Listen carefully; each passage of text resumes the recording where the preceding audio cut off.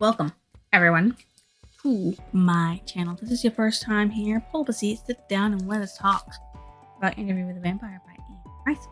If you've been here before, you know the deal. Sit down, pull up a seat, sit down, and let's talk about this book. Okay, I'm Leanne, your host. This is part of a series called The Vampire Chronicles. Now, what made me read this book? I watched the movie and wanted to read the book to compare them, because that's what you do. And I'm supposed to read the back of this so that way we can get a good sense of what this is about. But as I'm looking at this, there is literally nothing on the back for me to read. So on Amazon, it says, "Here are the confessions of a vampire. Hypnotic, shocking, and chilling sensual. This is a novel of mesmerizing beauty and astonishing force. A story of danger and flight, of love and loss, of suspense and resolution, and the extraordinary power of the senseless. It is a novel only in Rice." Alright, that's what we got. That's the story. Doesn't say nothing else. The genre is considered to be gothic horror and a vampire novel. And it's one of the very first vampire novels, I think. Vampires. Fiction. Fiction. There are a bunch of non-fiction stuff, because I read a book about how vampires came to be that's non-fiction. Trust me on that one. That was weird. Did this live up to my expectations? It was a slow read, and it had a lot of tangents, but it had a good breadth of characters. It was about exploring a character and how he became what he is today by exploring his past and talking about it in, I guess, a more therapeutic way, because he does talk about it like that. Like, ask your question, let me explain what I thought, my feelings. And no, I didn't have it as much. Some parts.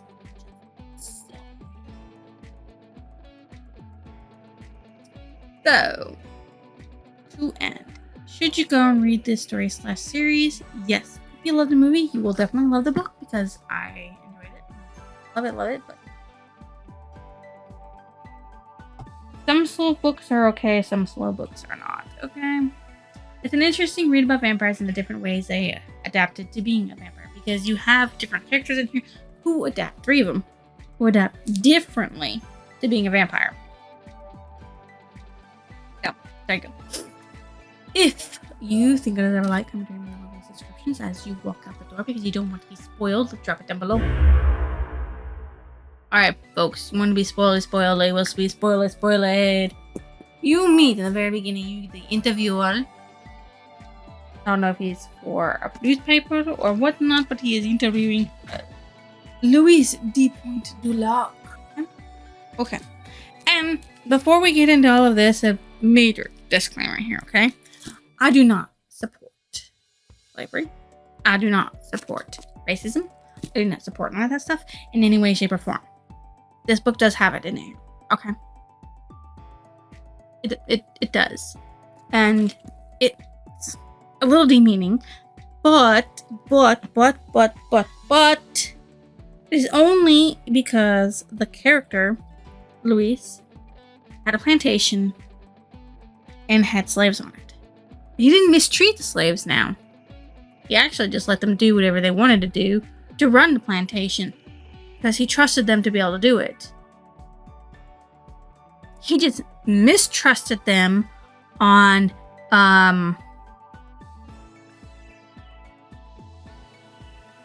their superstitions, okay? Putting that out there. Because the slaves that were on his plantation were actually from Africa. They weren't born and raised in America. So they had their own superstitions, their own culture, and everything. And he let them do what they wanted, as long as they worked, did their job. He actually gave a black person, after his father passed away, a position as lead foreman to lead over all of the other people on his plantation. So that way he didn't have to worry about the day-to-day runnings of his own plantation. He actually moved his entire family, after his brother died, to New Orleans out of Louisiana. Out of plantation area of Louisiana into New Orleans to get away from the plantation and just let it run by itself, where they didn't have no one to oversee them. But like an old man overseer who just came and visited every once in a while. So really, he didn't really have anything bad to do with them, but he did technically own them. Okay. Now, his brother Paul, kind of spiraled into a direction of religion, major religion, fasting when he was on his own, living on his own in his own area, and doing his own thing. And he was saying he had visions, and these visions were of selling the plantation and going to Rome to help with the resistance, stop the resistance. Luis laughed at it, said that he wasn't going to sell the plantation ever, and he had no desire for that because they made good money. They lived comfortably. Why would they do anything that would, make them live as paupers? And then he watched as his brother stood at the top of the stairs, looked up, and then just fell down the flight of stairs and died. Some of the people on the plantation thought Luis did it, but he didn't. But he still fled with his mother and his sister, who are not named in the book, so I don't have no names for them, to New Orleans to get away from it all. His sister does end up marrying and does end up passing away several years later. But when he gets struck down with a fever of some type, because he's in the middle of depression because his brother died, and he's like, should I have said yes to my brother? Should I have let him do what he wanted? Should I have never have allowed him to get in his head and let him do whatever he wanted, and he maybe he'd still be alive? Lestat de Lioncourt appears before him and says, I want your plantation. Du lac, give it. And so he's like, huh? So Lestat changes him into a vampire. Changes Luis into a vampire so he can get the du lac. He wants to live in luxury. Lestat wants to live in luxury. He wants money. He wants luxury. He doesn't want to worry about nothing. He's the one who don't give a crap about nothing, which includes drinking blood and killing anyone he runs into. Innocent, criminal, he don't care. He didn't. Particularly enjoyed chasing after the slaves on Point du Lac because they were there. Some of them that were running away was Luis' introduction into the whole vampire thing. That made Luis drink the blood from one of them, and Luis was very conflicted and went a little cuckoo in that he didn't think he should drink human blood, so he went to animal blood for a very long time. So Lestat and Louis lived there for a while, but the people were becoming a little suspicious of them because they were eating food without any food on it, and cutlery for the blind old man, pretending like they were actually eating food. And they thought that there was something wrong with them. Their superstitions, of course. To the point where when Lestat's father, blind old man, was passing away, Lestat wanted Luis to drink the blood and kill him and end his miserable life, and one of the foremen sat there and came up and learned about it, and then made Luis have to kill him, or else they would have an uprising. But knew they were gonna have an uprising anyways.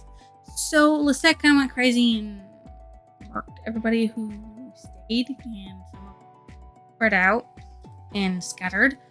Some of them made it to the other plantation nearby, which was Granier plantation. Of course, Lestat had kind of messed up their relationship with them anyways, and on top of the runaways. Uh, Luis didn't care about them. Like, oh, and he did let them go. He didn't care about them. Running away, he just wanted to save his own skin. Lestat had actually drank the blood of the Frenier heir, who was in control of the state with his 5 sisters. I mean, 5 sisters survived, but he didn't. He was killed by Lestat because Lestat wanted Lestat liked boys for some reason. Don't really know why. Luis inferred that it was the youth taken from him. Because he was made young. Like Luis was at 24, 25, something like that, 22. But the oldest sister, Babette, was someone Luis gave information to, counsel to, advice to while hiding in the shadows. He had gone to her and pleaded, "We need a place to stay and then we'll leave. I'll tell you everything and we'll leave." She, of course, listens to the runaways and finds out that they're monsters. And she's, "You're monsters. I helped you, but I don't even know why." And she does set Luis on fire. Lestat tries to kill her, drinks some of her blood. Luis saves her from that. But according to Luis, it's only her physical form, and not her mentality up here, which means she goes bonkers from it. Okay. To keep Luis with him, after they traveled away from the Frenier place, plantation to New Orleans, Luis had gone a little blood crazy because he hadn't had blood in a while. Saw a little girl crying next to her mother, 5 years old, and drank from her. But then Lestat came in and spooked him, and he ran back to the hotel room. Lestat actually takes the girl and makes Luis drink her almost dry, and then transforms her into a vampire. So Claudia is born as a way to keep Luis next to Lestat and dependent on him.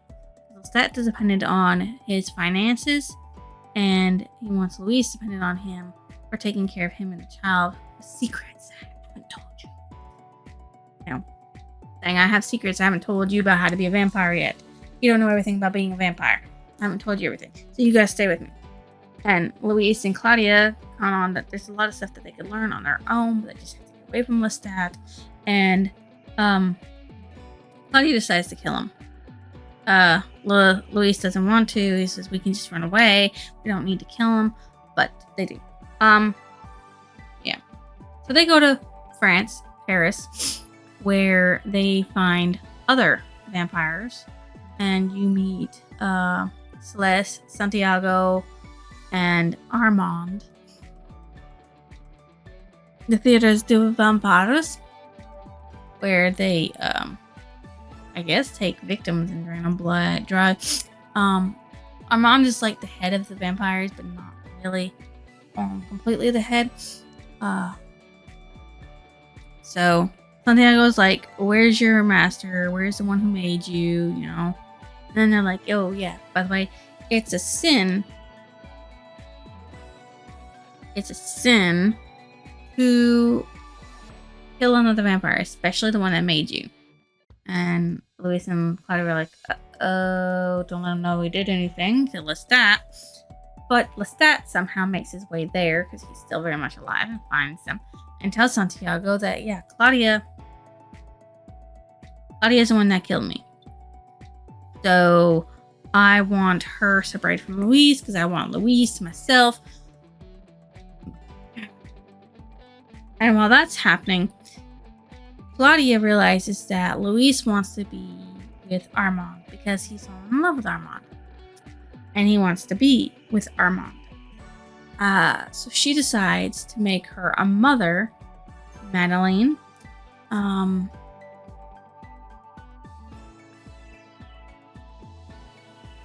So that's what she does. She makes Madeleine into her mother, who like dolls and like dressing her up, so she can release Luis from being with her. She knows Luis is unhappy, and she hates him and loves him. Loves him for making her into a vampire, hates him for taking away her chance to grow up and become an adult, where she could have what other women have. She's definitely jealous of that stuff. They get ambushed not long after Madeline is made into a vampire by Santiago, Celeste, and others from the theater de vampires while Armand is away. Because they wouldn't have done it with Armand there. They bring him into the theater before Lestat on the main stage, and Santiago's like, I never promised you anything. And so they bury Luis alive in his coffin in the dirt, which Armand digs up.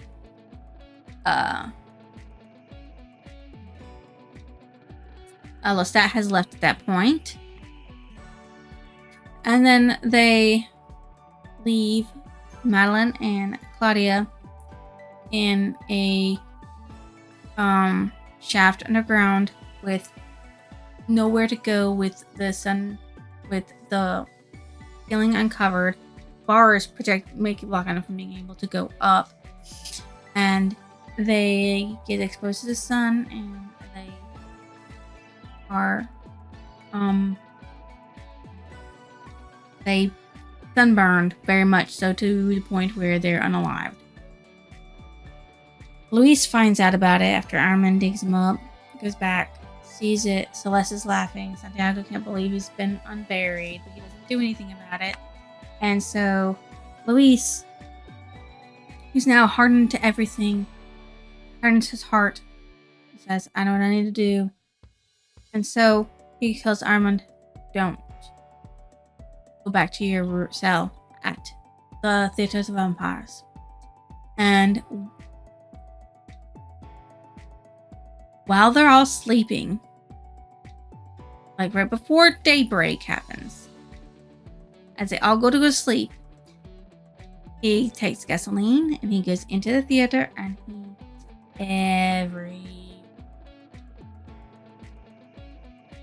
and it's just as the sun comes up. Then he goes and he sleeps in the crypt. Armand finds him after that, and they go traveling the world. Armand was hoping, beyond all hope, that Luis would start love him again. He showed no interest in anything because he was like, I don't have no feelings anymore for anything. No sympathy, no love, no sadness, no misery, no apathy. I'm just pathetic. I don't have any sympathy. No. And so Armand eventually leaves him. He goes back to New Orleans, where Lestat was, with Armand, before Armand leaves him, and sees Lestat and realizes that Lestat's just a poor, pathetic soul. And that's when Armand says, I was hoping seeing Lestat would knock some emotions into me again. I can't do with this. So that's when Armand leaves. Lestat and his new vampire that he made live in an old rundown house, and Lestat lives off from nothing but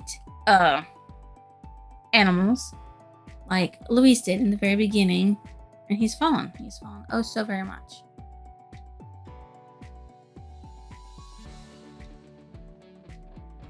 And that's really the end of Luis's story. The interviewer goes, make me into a vampire. I will appreciate it the way it's meant to be appreciated. The vampirism is meant to be appreciated. No. And disappears. And so the interviewer's like, I gotta go find Lestat. They'll let him turn me into a vampire. And that's mainly the story. My favorite character was Armand because he made everything very simple. Well, why can't you do this? And he does teach Luis some things, like how he's able to climb buildings without worry, and able to jump off from buildings without worry, and to be a vampire without worry. Luis is now able to drink the blood of humans without worry. See what else?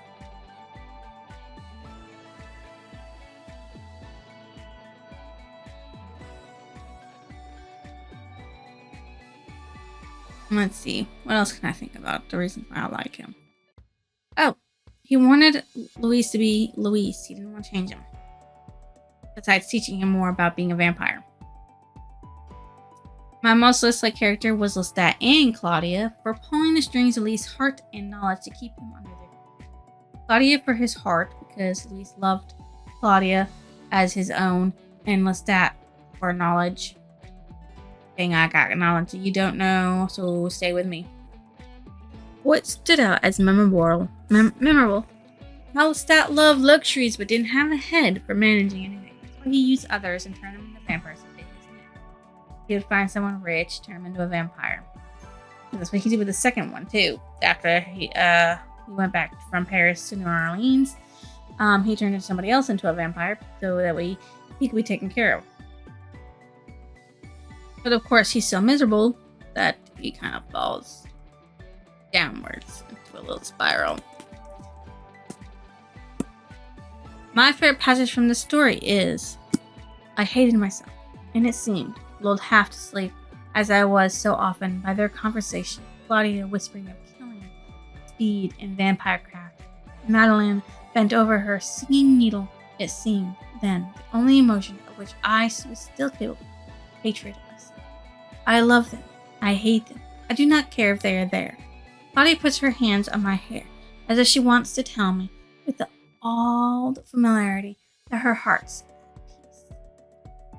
I do not care. And there is the apparition of Armand. A power, that heartbreaking clarity, beyond a glass, it seems, and taking Claudia's playful hand.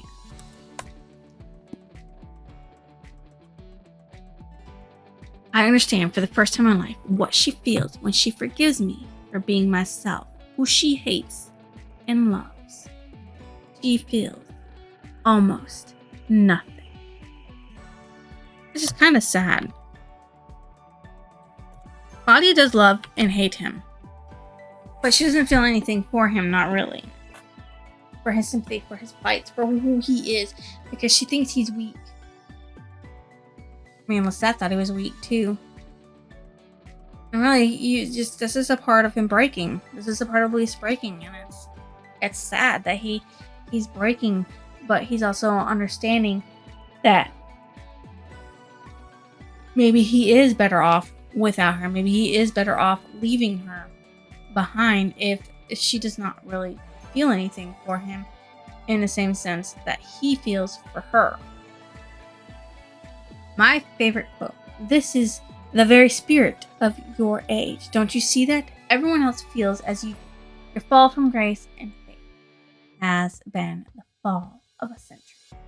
So Luis's struggle with accepting who he is over the centuries of living and adapting to being a vampire, and his fall from being what he was, his mortality, to being a vampire, is something that every one of them struggled, but they fell much faster than he did, and his was like a century of it falling all at once instead of a quick fall that didn't happen, that didn't have a build-up, didn't have much of a build-up. This is Armand speaking to Luis about it, and this is of course still Luis trying to figure out himself and figure out where he fits in the world of vampires with his last dreads of humanity, which of course he lost when Claudia and Madeline were burned. What I thought about the ending of the book, I felt pity for Luis. He doesn't feel anything anymore. No attachments to anyone. No love for Armand. No sorrow for the death of Claudia and Madeline. No pity for Lestat. He doesn't even pity Lestat. He don't even feel sorry for Lestat. He's like, this is what's become of him. This is him now. He just walks the earth, drinking his fill and letting the years slip him past him.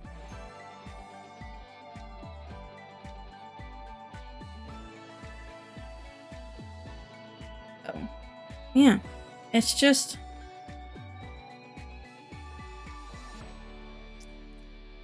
the way it is, and it's just, I feel sad for him. What book did it remind you of? A little bit of the Midnight Breed series by Laura Adrian, because they are vampires, and some of them do struggle with the whole vampire side of it. And of course, Anita Blake series by Laura K. Hamilton, which is of course about vampires, but it's also about were creatures.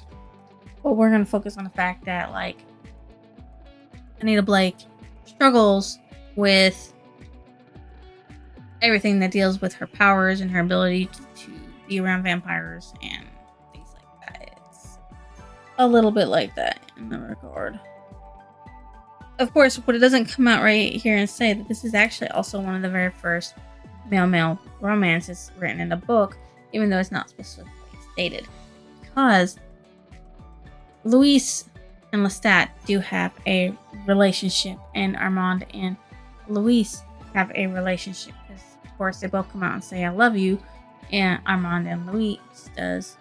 And Louise did in his own way love Lestat, and Lestat just likes men and youth. This book, as you know, is part of a series called The Vampire Chronicles. And I did not know this, but it does have officially 13 books in the series. I only thought it had 3.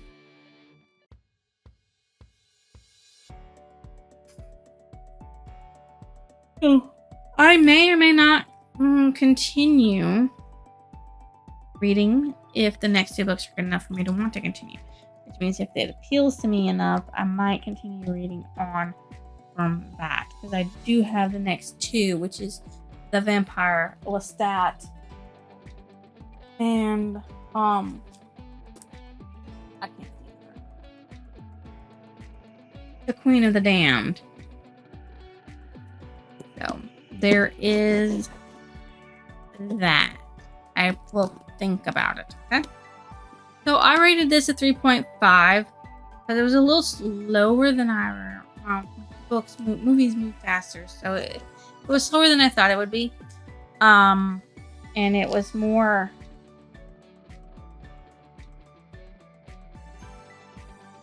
about how Louise felt at all times than anything else.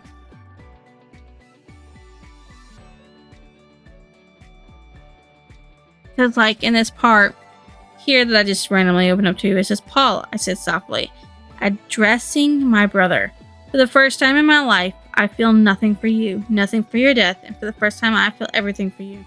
For the sorrow of your loss, as if I never before knew feeling. You see? For the first time now, I was fully and completely a vampire. I shut the wood blinds flat upon the small barred windows and bolted the door. Then I climbed into the satin-lined coffin, barely able to see the gleam of the cloth in the darkness, and locked myself in. That is how I became a vampire. So it's more about his feelings on how things evolved and revolved around him.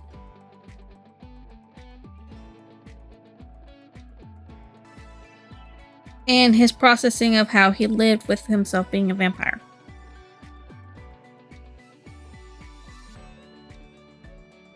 It could have been a little more flavorful, a little less dry in some places.